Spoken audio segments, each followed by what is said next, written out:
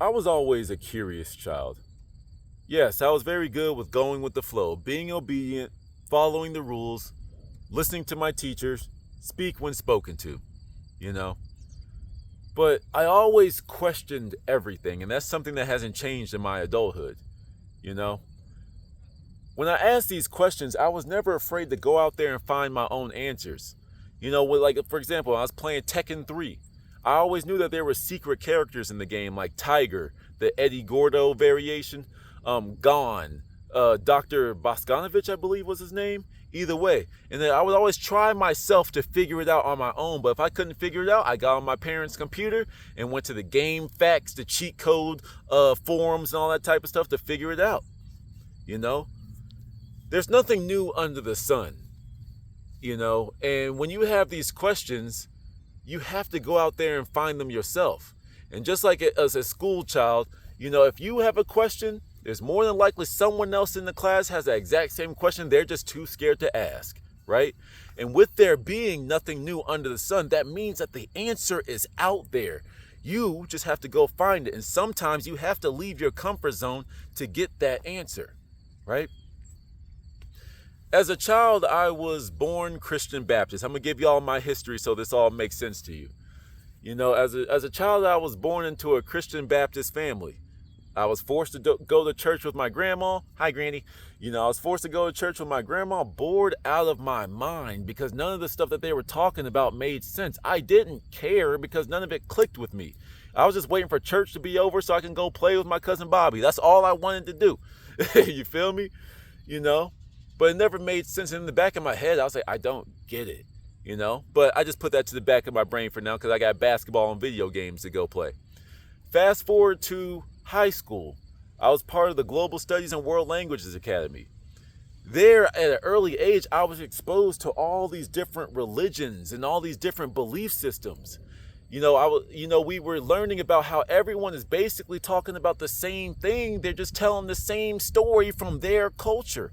And we as adults are sitting here arguing about everything. If you don't believe in what I believe, you're doomed to hell. You're this and that because you don't believe in what I believe. I'm like, what? You're all telling the same story. Be good and rise up in your level of consciousness. Rise in your spirituality. Bring your God into your life and your life will be abundant and full. Isn't that what all religions are basically talking about? But due to the culture, you just have different practices that get you there. Why are we arguing about personal fulfillment, our relationship with our gods? Why are we fighting about this? You see what I'm saying? This is where I was at since high school, but I still had more of a faith in God, right? But for those of you that have been here for a while, you guys know that my times in college weren't it, and they made me question everything. And then for those of you who know the story, y'all know that I was cussing God out on a regular basis to the point I said, screw you, God. I use different language, but said, screw you, God. I don't need you. I've been believing you and praying to you all this time, but I'm sitting here suffering. But all these little assholes walking around this campus are living a full, fun, and free life in college, and I'm sitting here crying my eyes out in a college dorm room. Nah, you can't be real. I'm done with you. But when I scrapped God, I replaced it with another God. Science. Right? Everything needs to be proven. Everything needs to be real. Everything needs to be tangible and observable. I need to be able to plot it, chart it, graph it for it to be real. I need to see peer-reviewed articles. I need other people to agree on something before I can adopt it. You see that logic? That was a little jab at the scientific community. But nevertheless, I kept on moving forward. I got into my jobs, science and all that type of stuff, measuring the contamination in soil and water and all that type of stuff, tangible things. But one day bored at work, I stumbled across metaphysics. They're talking about how light can do this, that, and the third, how colors have an effect on your attitude and your mindset, how they relate to things internally and stuff, how there's color therapies. I was like, okay, so there's more to this. Okay. And I started to get into that. Going down that lane, I stumbled across Neville Goddard, and he was my round around the corner like a track lap. He was me coming around the corner where he reintroduced God to me, but he was teaching it in a way that made a little bit more sense. Still didn't like that God guy yet. But he got me back around to understanding what the Christians were trying to tell me this entire time. Well, what they want to tell me, but half the Christians don't even know this stuff either. But nevertheless, but I still didn't like that God guy. Didn't like him. There ain't no way you're real. I still don't believe you. But my guardian angels, you might be here, and I like this Neville guy. So I'm going to go with this. But as I've grown, matured, struggled, overcome, and all this type of stuff, I made the full circle back to believing in God. But I just have a deeper understanding of God. And then mixing my Christian upbringing, my metaphysics, learning about all these different religions, talking about the same thing. And now I've made a full circle back, which is why I've been gone for so long. I've been in Bible study, and I've entered this new arc. And I'm actually, I know I've been talking and quoting Bible quotes, but that's just from what other teachers were talking about. Now I'm starting to get into it on my own with some other documentations that are really answering a whole bunch of questions that I've had, With all these different pockets of and nuggets of information I've gathered from different cultures, different regions, different realms of thought, I can still confidently say that the Bible is one of the greatest books to ever be written. You see? My original skepticism, as I've come to find out, wasn't that all of it was fake. It's just a lot of Christians, a lot of churches read the book to be literal. And that never made sense to me. Some of you said, well, it is literal. Well, let me just ask you some basic questions. There was Adam and Eve. Adam and Eve had Cain and Abel. For those of you that know the story, one of them brothers didn't make it. And the brother that did make it went and got married. How could he get married if there was only Adam, Eve, and their brother? Who did he go marry if this book is to be literal and it's a complete text? That doesn't make sense. The marriage of the lamb. We out here marrying lambs and goats and stuff. That's what we doing out here. If you read the book literally. Let me go ahead and ruffle a few more feathers for the literal people out there. If you're reading the book literally, then I thought Jesus was God's child. Then why did Jesus himself say that he's the offspring of David and the morning star? Who was the morning star again? Whoa. So if you're reading the book literally, at the very least, the only thing I ask for those of you that have that level of consciousness is, when do you start to ask questions? And when do you start to delve deeper into your understanding of this book? I've been but I've been coming into a better understanding of Christianity, as in there's people that are Christian by tradition, and then there's Christianity by law. And then some people don't understand what the Bible itself. The Old Testament is the law, and the New Testament is the promise. This is the law. We're spelling it all out for you. This is how it goes. The New Testament is kind of the story of what it all looks like when it's put in place, when it's put in action. That's just my understanding of it. I'm still relatively new to my Bible study, but that's just where I'm at right now. Nevertheless, though, let me ask you a question. This is going to be a brain dump, so forgive me. Like I said, I haven't recorded in a while, so my brain is just spinning right now. I got to get back in the mojo. Where in the Bible did it say that we should supposed to be celebrating Christmas? Where did it make sense for Easter to have rabbits laying eggs? Where did it actually say to baptize your babies? Where did it say that? Now, I know Jesus went down to the river and he was dunked down in there. Yeah, maybe that's where you got it from. Fine. But then if you got the water baptism, where's your fire baptism? Because you're supposed to be baptized by water and fire. If you're reading this literally, are you going to dunk yourself in some fire? You see what I'm saying? The reason why the Bible is one of the greatest books ever written is because no matter what level of consciousness you're at, you can take something away from it, right? If you think the book is literal, even if you think it's literal, you're like one of these red pill alpha male channels out here, you'll get your justification that you as a man can have 20 wives if you want them. It's in the Bible, so I can do it, right? But that's all you got from the Bible. You're only using the Bible to justify your misillusion, your ill-advised advice that you're giving to these young men out here. You know, it's just funny like that. But nevertheless, man, if you think the book is a historical text, especially in the book of Numbers, then you're going to have a good time, because it gives you everybody's ages. It gives you how long. It gives you the whole breakdown from A to Z of the whole history of everything, you know? But once again, people were living 4,000 years. Now, I do believe they actually could have lived that long back in the day, but not anymore. But nevertheless, it's like they were living 4,000 years, 80 billion years, 800 something years. Or do those numbers mean something? You see?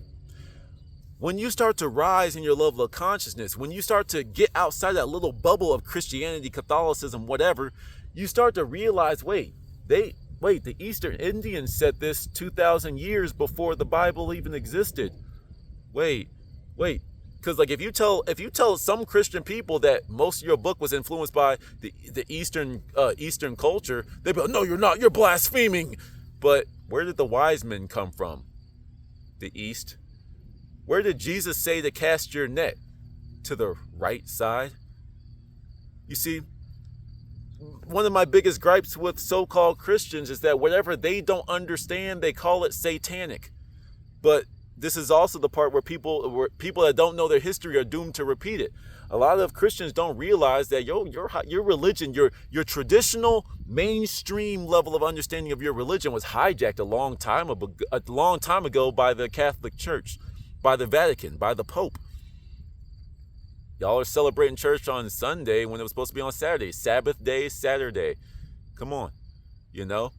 They change all these different rules. Call no man on earth thy father. But y'all are taking the book literally, and y'all are stepping into closets. Step into the closet and speak to God. You're literally getting into closets to talk to Father Jacob about your problems and stuff. Why are you talking to another man when you got God within you? Y'all are waiting. It's like Jesus himself said, take no thought. You were supposed to rise above the level of thought and meet Jesus up there in the air. You think Jesus is up there in the clouds? It's your consciousness that's supposed to be rising. You see what I'm saying? But when you take things literally, yes, you are indeed a sinner because you are missing the mark. The word sin means to miss the mark. You're missing the point. That's all that's saying. You see what I'm saying? When you start to elevate and you start to see the mystical, the metaphysical, the astrological, the occult teachings of this book, then the book gets a whole nother life for you. It's a living document because it grows with you. Another reason why it's one of the best books ever. It's the best. You know? I really do wish people can start to elevate their understanding. I hope all the people are they don't really care about the Bible. No, go back and read it. Read it with a new lens. Be not a minister of the word. Be not minister of the letter, because the letter kills. Apostle Paul said that. You know, and it's like what he's saying is, don't take this thing literally. The Bible is a messed up book if you read it literally. How many beheadings are in the book? Beheading? This is why I said take no thought. This is why Jesus said take no thought. I said it in the video. Jesus said it. That, you know, don't get that too messed up. But that's why Jesus said to take no thought. That's beheading. When you get rid of the human mind, when you get rid of the human thought that's stuck down on this earthly level of existence, all these fears, doubts, that's all the devil is. The devil, where's the devil? Wasn't Satan the most beautiful angel? So where did the red man, the red centaur with a pitchfork standing next to a cauldron in hell like a Tom and Jerry episode, where did that dude come from? Where does it say that in the book? You know, Christmas, Easter, the devil looking like a red man. I mean, they mix that with the Baphomet, and some people relate those two, you know, and then some people say this, that. I'm just like, okay, if you're reading the Bible, Jesus said that he is the offspring of David and the in the morning star. Wait, I thought he was God and born from immaculate conception from the Virgin Mary. When you realize the Virgin Mary is just a constellation Virgo, when after Virgo the sun sets in the bowels of the earth for 3 days, which is the winter solstice, which is the 22nd, 23rd, and 24th. After the 3 days in the bosom, I keep saying bosom, in the bowels of the earth, it rises up. That's the December 25th date. when it rises up. And when Jesus was in the manger, he was between the lamb and the sheep, lamb and the goat, whatever. That's just Sagittarius and Capricorn. If you look at the dates in between those, that's where December 25th came from. The book is also talking. It's a health book. It tells you about your body, anatomy, and stuff. For example, the land of milk and honey. The land of milk and honey is 2 glands in your brain, the pineal gland and the pituitary gland. This is why, bringing it back to earth, this is why they poison your water with fluoride, because it calcifies your pineal gland, which cuts you off from, it's like the gateway into the right side of your brain. Cast your net to the right side, as Jesus said. Because when you go to the right side of your brain, that's the cosmic side. That's the mystical side of the brain. The left is logical. The right is the artistic, creative. You see how that works? But here's the thing, milk and honey, the land of milk and honey, when there's the cross section in your, I'm about to go in. Okay, sorry. So my brain is, but like in your brain, there's a section, the cross section in your brain is called the colostrum. From the colostrum, it secretes like this oil, has been referred to as the Christos oil, for example. When this secretion goes into the pituitary gland, it releases this white milky substance, milk. When this substance goes into your pineal gland, the pineal gland, however you pronounce it, it gives off this brownish gold color thing, honey, the land of milk and honey. It just so happens that the first milking that, like when a woman is feeding her baby, that's called the colostrum. Google this. See if I'm making it up. You know what I'm saying? I'm not here to lie to you. I'm not here to trick you. I'm not satanic because you don't understand something. I would go as far as to say, actually, that people that think everything is satanic is because you're reading the book literally. If you're reading the book literally, they're telling you kill people. I'm a jealous God. He was going to smite you if you don't do this. God doesn't like gays. But God created everything, didn't he? So if he created everything, how is he going to hate one of his own creations? This is what happens when you take the book literally. You see what I'm saying? But nevertheless, that's the land of milk and honey. The whole as above, so below perspective that spiritual conscious people talk about. The Bible talks about it. The Christos oil. Jesus was born from above. God sent his only begotten son down to us to teach us some stuff. Okay, cool. That's the Christos oil, the Christ consciousness. From the colostrum where it was crucified, it's a cross section in your brain. That's where it was crucified. It's a cross in your brain. After it comes down. Okay, I'm getting ahead of myself. So, but look, it comes down. It comes down your spine, the spine that just so happens to have 33 vertebrae. How old was Jesus? 33, and just so happens to have 33 vertebrae going down your spine. Okay, cool.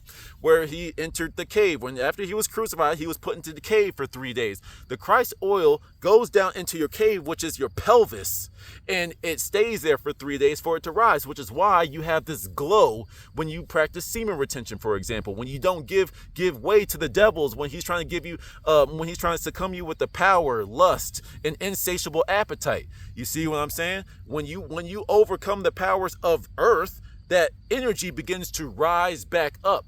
The serpent, which is so bad, the serpent is representative of the earthly, the trickery, the confusion, the fear. But when the serpent begins to rise up, when that thing, that lower being in you begins to rise up, that's when the ascension, aka the caduceus, like on the medical symbols with it's like the rod and the snake going up it and spiraling, and at the top of it there's the wings, where you're supposed to meet Jesus up there in the air, where some people think Jesus is up there in the clouds. That's the air. Once you meet that level, that's when it becomes the wings, and at the tip of the caduceus is either a pine cone or some type of little tip thing, but that pine cone represents the pineal gland.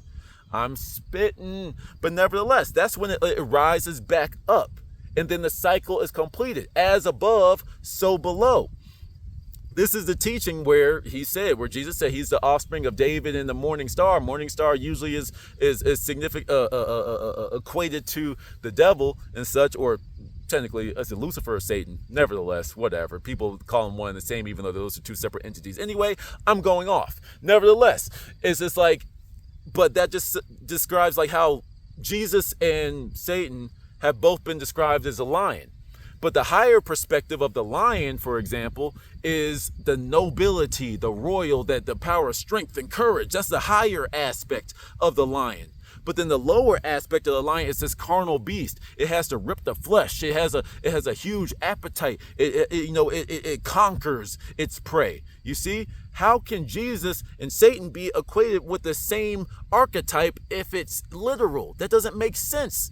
I can't describe myself as Bob. Me and Bob are two separate things. Don't describe us the same way. So this is the type of stuff. Everything, look at things as a perspective. Whenever you see numbers like 7, like the walls of Jericho, that's the 7 chakras. Okay, it's like whenever you see the word right, pay attention to that, because it's talking about your brain, the right side of your brain. They tell us the 10%. I'm not sure if I said that already. I can't remember how many takes I've had with this video, but I'm going off. Nevertheless, all I want to say here, bro, is that the Bible's awesome because you can always learn from it. And with me learning all this new stuff, I can't wait to drop it on y'all. If some of you disagree with what I'm saying, fine, go prove me wrong. But if you're having a literal take on this book, look, I've risen above the point where I'm having arguments with people. You can agree, you can disagree. You can contribute your own thoughts. But if you are going to say that everything that you don't understand is satanic and is the devil, you're actually living in the world of the devil. That's why some people call it hell on earth. Because the Bible says that God is this fearsome God and he's going to kill you if you don't. That's the law of man. Okay? But the more I study, the better I can articulate this information, But I'm just going to leave this brain dump here. And some of the topics that I've talked about, I didn't even talk about Santa Claus. Till the next one. Peace.